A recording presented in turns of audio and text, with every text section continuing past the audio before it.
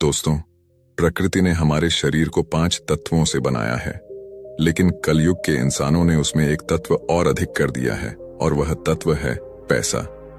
जी हां दोस्तों, ये सच है कि पैसों से सारी चीजें नहीं खरीदी जा सकती हैं, लेकिन ये भी सच है कि पैसों से लगभग सारी चीजें खरीदी जा सकती है। एक बार की बात है, एक गांव में एक संत प्रवचन दे रहे थे कि पैसों के पीछे मत भागो, यह माया का दलदल है और इस माया के दलदल में एक बार जो फंस गया तो वह पूरी जिंदगी दुखी ही रहता है। और ये सुनकर वहां बैठे सभी लोग इसी बात पर तालियां बजा रहे थे। उन्हें यह बात नहीं पता थी कि यह संत इसी बात को बोलने के लिए पैसा लेता है। दोस्तों, यही तो माया का खेल है, जो कि इस दुनिया में बहुत कम लोग इस बात को जान पाते हैं, और जिसने ये जान लिया उसको इस माया ने बुलंदियों की चोटी पर पहुंचा दिया। दोस्तों, आज के समय में पैसा कमाना जितना मुश्किल नहीं है, उससे भी ज्यादा मुश्किल है पैसों को संभाल कर रखना। इस दुनिया में बहुत से लोग ऐसे होते हैं जिनके पास कुछ पैसा क्या आ जाता है, वो लोग घमंड में आ जाते हैं। क्या है कि वो लोग पैसों के नियम को जानते ही नहीं। आपने ध्यान दिया होगा कि सरस्वती माँ की तस्वीर हमेशा बैठी होती है और लक्ष्मी माँ की तस्वीर सीधी रहती है, क्योंकि सरस्वती माँ यह कहती है कि मैं जल्दी आऊंगी नहीं, और यदि मैं आ गई तो मैं वापस जाऊंगी नहीं, क्योंकि ज्ञान इतनी आसानी से अर्जित नहीं किया जा सकता, और यदि हमने एक बार किसी ज्ञान को अर्जित कर लिया तो वह ज्ञान हमसे कोई छीन ही नहीं सकता। लेकिन दूसरी तरफ लक्ष्मी माँ का यह नियम होता है कि वह जल्दी आ भी जाती है और उतनी ही जल्दी चली भी जाती है। यदि किसी इंसान को पैसे को सही तरीके से रखना नहीं आया तो बहुत जल्द उस घर से लक्ष्मी निकल जाती है। तो दोस्तों, आज की इस कहानी के अंदर मैं आप लोगों को 6 ऐसे खर्च बताऊंगा जिसे आपको आज और अभी से ही बंद कर देना चाहिए, तो ही आप पैसों के सही नियम को समझ पाएंगे। आप कितना कमाते हैं ये जरूरी नहीं है, आप चाहे जितना भी कमाते हैं, इसमें से आप अपना खर्चा इन 6 जगहों पर कम कर दो तो धीरे धीरे आपके घर में धन रुकना शुरू हो जाएगा। आपको खुद को लगेगा कि सच में हमारे घर में पैसा रुकना शुरू हो गया है। और अमीर बनने का सबसे पहला रास्ता यही होता है कि अपने खर्च को कम कर दो और ज्यादा पैसा कमाने का तरीका ढूंढो। तो चलिए जानते हैं इस कहानी के माध्यम से कि वह कौन सी 6 चीजें हैं जहां हमें पैसा नहीं खर्च करना चाहिए। तो चलिए कहानी शुरू करते हैं। लेकिन उससे पहले, यदि आप भी महात्मा बुद्ध को दिल से मानते हैं और उनको सम्मान देते हैं तो कमेंट बॉक्स में नमो बुद्धाय जरूर लिखें। आपकी प्रतिक्रिया हमें सकारात्मक ऊर्जा प्रदान करती है। एक बार की बात है, एक गांव में 2 औरत रहती थीं। एक के पास एक भैंस थी और एक के पास एक बकरी थी। जिसके पास भैंस थी, वह औरत सही तरीके से किसी भी चीज को संभाल कर रखना नहीं जानती थी। उसकी भैंस दूध तो बहुत देती थी, लेकिन उस औरत ने दूध की कीमत कभी जानी ही नहीं, और वह दूध घर की बिल्ली को पिला देती थी और उस दूध को ऐसे ही खर्च कर देती थी। दूध को सही तरीके से उपयोग में कैसे लिया जाता है वह औरत जानती ही नहीं थी। और जिसके पास बकरी थी वह दूध की कीमत जानती थी और वह दूध के एक एक बूंद को बचा कर रखती थी और उससे दही जमाकर घी निकाल लेती है, और धीरे धीरे वह बहुत सारा घी इकट्ठा कर लेती है। अब जिसके पास भैंस थी उसने दूध की अहमियत कभी जानी ही नहीं थी। उसने कभी भी दूध से घी निकालने के बारे में सोचा ही नहीं था। फिर एक दिन उसके घर में कुछ मेहमान आ जाते हैं, और मेहमानों को तो रूखी रोटी नहीं खिलाया जा सकता, ये तो हम सभी जानते हैं। तो इसीलिए वह औरत उस औरत के पास जाती है जिसके पास बकरी थी और उस औरत के पास से एक पाव घी ले आती है। वह औरत यह कहकर घी लाती है कि मैं जल्द ही अपनी भैंस का दूध निकाल कर घी निकालूं तो मैं तुम्हें तुम्हारा घी वापस कर दूंगी। और बकरी रखने वाली औरत उसको उधार के तौर पर घी दे देती है, और फिर वह औरत अपने मेहमानों को खाना खिला देती है। उसके बाद बहुत दिन निकल जाते हैं, लेकिन वह भैंस रखने वाली औरत उसको घी वापस नहीं करती। एक दिन फिर बकरी रखने वाली औरत भैंस रखने वाली औरत के पास जाती है और कहती है कि मैंने तुम्हें एक बार घी दी थी तो मैं वह घी वापस लेने आई हूं। यह सुनकर वह औरत कहती है, कौन सा घी? तू भला मुझे घी कैसे दे सकती है? मेरे पास तो भैंस है और तेरे पास तो बकरी है, और मैं भला तुझसे घी उधार क्यों मांगूंगी? मेरे पास तो इतनी अच्छी भैंस है और उसका तो बहुत ज्यादा दूध होता है। मैं तो खुद उससे घी निकाल लेती हूं। मैं भला तुझसे घी क्यों उधार लूंगी? यह कहकर वो औरत घी देने से मना कर देती है और फिर बकरी रखने वाली औरत वापस आ जाती है, क्योंकि उसको यह पता था कि कोई भी अब उसकी बात पर विश्वास नहीं करेगा, क्योंकि उसके पास तो भैंस है। लेकिन फिर भी उसने कई लोगों से इस घटना को बताया, पर इस बात को कोई मानने को तैयार ही नहीं था। सबका जवाब एक सा था कि भला भैंस रखने वाला इंसान बकरी रखने वाले से घी उधार क्यों लेगा। ये बात कोई भी मानने को तैयार नहीं था। लेकिन उसी गांव के बाहर एक गुरु रहते थे और फिर वह बकरी रखने वाली औरत उस गुरु के पास जाती है और उन्हें अपनी सारी समस्याएं बताती है। उसके बाद उस गुरु ने भैंस रखने वाली औरत को अपने आश्रम में बुलाया और फिर वह औरत भी उस गुरु के पास पहुंच जाती है और वह भी अपनी बात बताते हुए कहती है कि गुरुदेव ये झूठ बोल रही है, मेरे पास तो भैंस है और भला मैं इसे घी क्यों लूंगी। अब उस गुरु को इसका फैसला करना था कि क्या सच में भैंस रखने वाली औरत बकरी रखने वाली औरत से घी उधार ली है या नहीं, क्योंकि बकरी का दूध तो बहुत कम होता है और भैंस का दूध तो बहुत ज्यादा होता है। तो क्या जरूरत हो गई कि एक भैंस वाली को बकरी वाली से घी उधार लेना हुआ। अब गुरु बहुत देर सोचते हैं और उसके बाद दोनों औरतों को अपने पास बुलाकर एक एक लोटा पानी देते हुए कहते हैं कि यह पानी लेकर जाओ और दोनों ही अच्छे से हाथ पैर धोकर आओ। अब एक लोटा पानी देखकर भैंस रखने वाली औरत कहती है कि गुरुदेव सिर्फ एक लोटा पानी से हाथ पैर कैसे धो पाऊंगी। लेकिन बकरी रखने वाली औरत उस लोटे को लेकर चली जाती है और वह अच्छे से अपने हाथ पैर धोती है और उसके बाद भी वह लोटे के अंदर कुछ पानी बचा भी लाती है और वापस गुरु के पास आ जाती है। लेकिन वह भैंस रखने वाली औरत लोटा लेकर जाती है और उसने सिर्फ अपना हाथ धोया और उस लोटे को खाली करके वापस ले आती है। जैसे ही वापस लाकर दोनों औरतें लोटा रखती हैं, तभी वह गुरु कहते हैं कि भैंस रखने वाली औरत ने बकरी रखने वाली औरत से घी ली थी और उसे घी वापस करना चाहिए। अब जो गांव के लोग पास में बैठे थे उन्होंने कहा, गुरुदेव इससे कैसे साबित हो सकता है कि भैंस रखने वाली औरत ने बकरी रखने वाली औरत से घी उधार ली है। उसके बाद वह गुरु कहते हैं कि जरा इन लोटों पर ध्यान दो। इस औरत ने लोटे में इतना पानी बचा भी लिया और हाथ पैर मुंह सब धो लिया। यह होती है किसी भी चीज की अहमियत को समझना। और दूसरी औरत ने सिर्फ अपने मुंह को धोकर ही लोटे का सारा पानी खत्म कर दिया, क्योंकि उसको इस पानी की कीमत नहीं पता थी।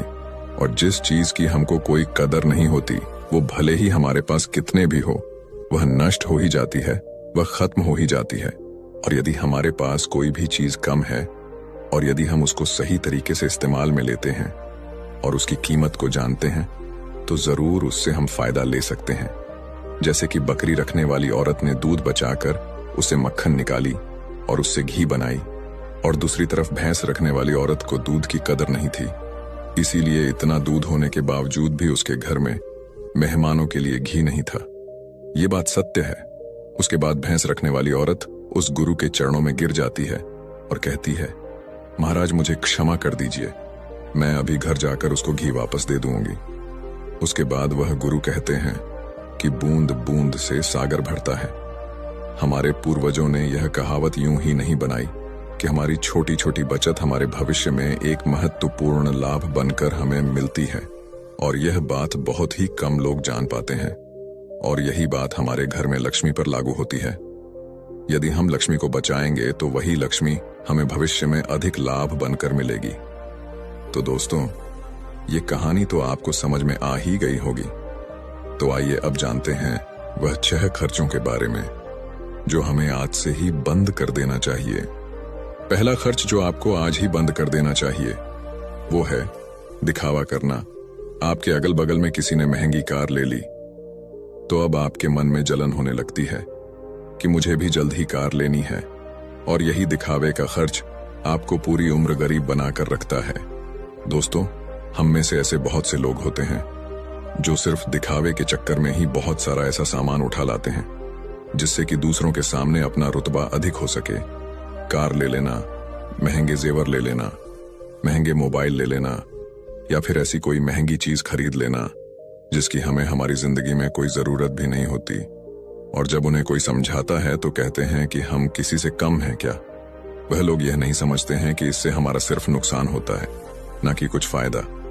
यदि आपको सच में अमीरी के रास्ते पर चलना है तो ये सारे खर्चे सबसे पहले आपको बंद करने होंगे और वही पैसा कहीं इन्वेस्ट करना सीखना होगा। मैं ये नहीं कहता कि आप अपने शौक पूरे ना करें। मेरे कहने का मतलब ये है कि जिस चीज की आपको जरूरत है बस आप वही लो, पर कभी भी किसी को देखकर कोई सामान बिल्कुल ना ले। दूसरी बात है कंपनियों के स्कीम से दूर रहना। अपने सामान की बिक्री अधिक करने के लिए अलग अलग ब्रांड की जो कंपनियां होती हैं वह लोगों को लुभाने के लिए एक स्कीम लाती है, लेकिन ये उनकी मार्केटिंग करने की एक रणनीति होती है जो हम लोग समझ नहीं पाते और बहुत सारे लोग अलग अलग स्कीम के चक्कर में वह चीज भी खरीद लेते हैं जिसकी उन्हें जरूरत भी नहीं होती। यदि हम मार्केट में जाते हैं और हमें पता चलता है कि 50% डिस्काउंट के अंदर कोई वॉच मिल रही है, चाहे हमारे घर में 2-4 वॉच रखी हुई हो, लेकिन फिर भी हम उस वॉच को खरीद लेते हैं। हम लोग ये नहीं समझते कि यह सब मार्केटिंग करने की रणनीति होती है। इससे हमें फायदा नहीं होता बल्कि कंपनी को ही फायदा होता है। इसीलिए ऐसे शौक कभी ना पाले, क्योंकि यही गरीब होने का सबसे महत्वपूर्ण कारण भी होता है। क्योंकि जिस भी चीज की हमें जरूरत नहीं है हम उसी चीज में लक्ष्मी को खर्च कर देते हैं, तो उससे हमारे घर की लक्ष्मी नाराज हो जाती है और फिर धीरे धीरे हमारे घर से निकलने लगती है। तीसरी चीज जो आपको नहीं करनी चाहिए वो है उधार लेना। दोस्तों, आज के समय में ज्यादातर लोग कर्ज लेकर महंगी महंगी चीजें खरीद लेते हैं, जैसे कि कार, बंगला, मोबाइल, और फिर उसका पैसा भरते रहते हैं। जैसे कि आजकल हम लोग क्रेडिट कार्ड का इस्तेमाल करते हैं। क्रेडिट कार्ड हमें पैसे खर्च करने के लिए कहता है। जो पैसा हमारे पास है या फिर जो पैसा हमारे पास आने वाले हैं और उस पैसे को हम खर्च कर देते हैं, तो जरा सोचिए कि हम अमीर कैसे बन पाएंगे। जो पैसा हमारे पास अभी आया ही नहीं है उस पैसे को भी अगर हम खर्च कर देते हैं तो हम अमीर बनने के बारे में कैसे सोच सकते हैं। और साथ ही हम उन बातों का पालन नहीं करते जो हमें गरीब बनाती है, तो हम अमीर कैसे हो सकते हैं। और बहुत लोग तो ऐसे भी होते हैं जो लोन लेकर जमीन खरीद लेते हैं और यह सोचते हैं कि जब हमें इसमें फायदा होगा तो हम लोन वापस कर देंगे। लेकिन वो लोग यह नहीं समझते कि जितना हमें इसमें फायदा होगा उससे ज्यादा हमें लोन का ब्याज भरना होगा। तो दोस्तों, ऐसा काम कभी ना करें। कर्ज लेकर कोई भी चीज ना खरीदें। चौथी जो चीज है और सबसे अच्छी बात भी है कि आप अपने पैसों को कैश में रखकर ही खर्च करें। कभी भी मोबाइल फोन के किसी भी ऐप का उपयोग करके पैसा खर्च ना करें। आपको शायद पता नहीं होगा कि आप कोई भी सामान खरीदते हो और फिर फोन से पेमेंट करते हो तो आपको आपके पैसे खर्च होने का ज्यादा तकलीफ नहीं होता, क्योंकि वो पैसा आपके जेब से नहीं जा रहा। लेकिन वहीं पर यदि आप अपने जेब से पैसा निकालकर खर्च करते हैं तो आपको महसूस तो होगा कि यार पैसा खर्च हो रहा है और आप फिजूल खर्च से बचोगे। अगर आपको यकीन ना हो तो आप ऐसा करके देख लेना, मार्केट जाना और फिर किसी भी सामान का पैसा अपने फोन से पे करना। आप पाएंगे कि तब आपको ज्यादा तकलीफ महसूस नहीं होगा कि आपका पैसा खर्च हो रहा है। लेकिन जिस दिन आप अपने जेब से पैसा निकाल कर दोगे तो उस दिन आपको जरूर लगेगा कि यार पैसा जेब से जा रहा है, मेरा पैसा खर्च हो रहा है और बहुत ज्यादा पैसा खर्च हो रहा है। पांचवी बात जो आपको ध्यान रखनी है वो है आपको अपनी भावनाओं पर काबू रखना है। अगर आपको कोई चीज पसंद आ रही है और आप उसे खरीदना चाहते हैं तो सबसे पहले यह देख ले कि वाकई क्या इस चीज की आपको जरूरत भी है, क्योंकि बहुत से लोग कोई चीज पसंद आने पर उसे तुरंत खरीद लेते हैं। कई बार तो ऐसा भी होता है कि कोई स्कीम वाले आते हैं जो हमें लुभाने वाली चीजें लेकर आते हैं और हमें वह चीज पसंद आ जाती है और हम उसे तुरंत खरीद लेते हैं। तो हमें ऐसी चीजों को लेने से बचना चाहिए। हमें ऐसी चीज नहीं लेनी चाहिए, बल्कि हमें सिर्फ ऐसी ही चीज लेनी चाहिए जिसकी हमें जरूरत हो। छठी और आखिरी बात यह है कि कभी भी कोई भी फालतू शौक ना पाले। आपको शायद इस बात का पता होगा, इस दुनिया में महंगाई का सबसे महत्वपूर्ण कारण शौक है। आज के समय में नॉर्मल 10,000 का फोन आ रहा है और वहीं पर 2 लाख का भी फोन आ रहा है। दोनों में फर्क बस इतना है, किसी को 10,000 का फोन रखने का शौक है तो किसी को 2 लाख का रखने का शौक है। क्योंकि अमीर आदमी महंगा फोन रखेगा तो लगेगा कि वह अमीर है, तो यह शौक ही तो हुआ। शौक है तभी तो उसने महंगा फोन रखा और यही महंगाई का कारण है। और इसीलिए बड़ी बड़ी कंपनियां समय समय पर शौक वाली चीजें बनाते रहते हैं ताकि अच्छी अच्छी चीज बनाकर हमें लुभा सके और हमें वह चीज पसंद आ जाए और हम उसे तुरंत खरीद लें, क्योंकि उन्हें पता है कि ना लोगों का शौक खत्म होगा और ना ही उनका मार्केटिंग बंद होगा। तो इसीलिए अपने शौक पर काबू करें, जितना हो सके कम शौक करें, क्योंकि शौक करने से हमारी जिंदगी नहीं चलेगी, बल्कि मेहनत करने से और पैसे को अपने पास सेव करने से जिंदगी चलेगी। क्योंकि आज के समय में पैसा ही सब कुछ है। भले ही आज के समय में हमसे कितने भी लोग यह बात कहते हैं कि पैसा ही सब कुछ नहीं होता, लेकिन यदि उनकी जिंदगी में सही तरीके से ध्यान रखकर देखा जाए तो उनके लिए पैसा ही सब कुछ होता है। वह पैसों के लिए ही इधर उधर भाग रहे हैं और हमें कहते हैं पैसों के पीछे मत भागो। तो दोस्तों, इस वीडियो में मैंने कुछ फिजूल खर्च बताने की कोशिश की है ताकि उन खर्चों को आप कंट्रोल में कर सकें और आपके पास पैसा बचे और जरूरत के समय वह पैसा आपके काम आ सके। और वह पैसा जब जरूरत के समय हमारे काम आता है तो हमारे दिल को जो शांति मिलती है वह सच में बहुत ही अद्भुत शांति होती है। तो उम्मीद है आपको वीडियो पसंद आई होगी।